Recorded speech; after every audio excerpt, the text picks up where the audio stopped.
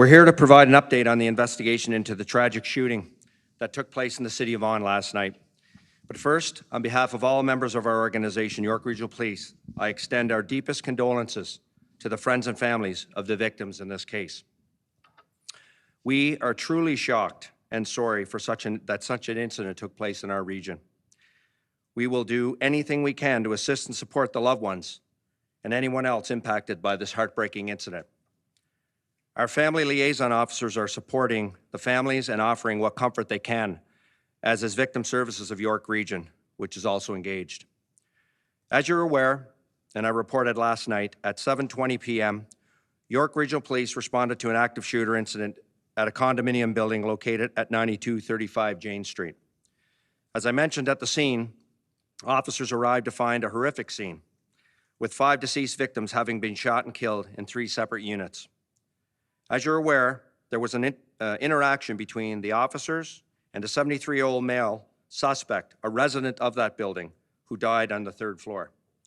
He's been identified as Francesco Villi.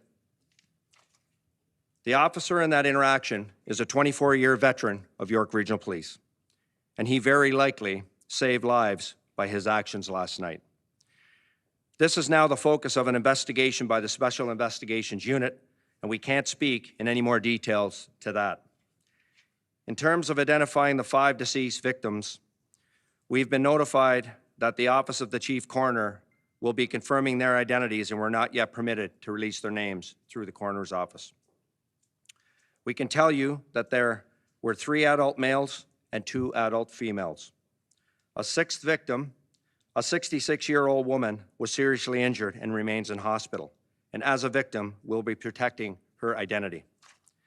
We can say all victims reside in the condo building.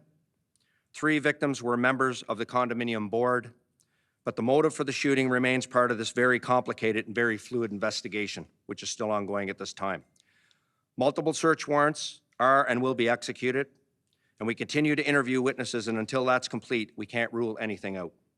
But rest assured, detectives in the Homicide Bureau are working diligently to find the answers in this horrible incident. And finally, I want to thank last night's first responders, our officers, York Region paramedics, York Region Transit, and everyone who responded quickly and professionally to the scene, as well as our emergency response unit, which conducted a thorough search of the building to clear it safely so residents could return to their homes. We realize a crime of this magnitude is traumatizing for friends and family who at this time of year especially now must deal with the tragic death of their loved ones. Difficult as well for residents in the building and the surrounding area, and we know for the larger community. We will continue to offer our sympathy and support as we work through this investigation, and we'll provide further updates when they become available. Thank you.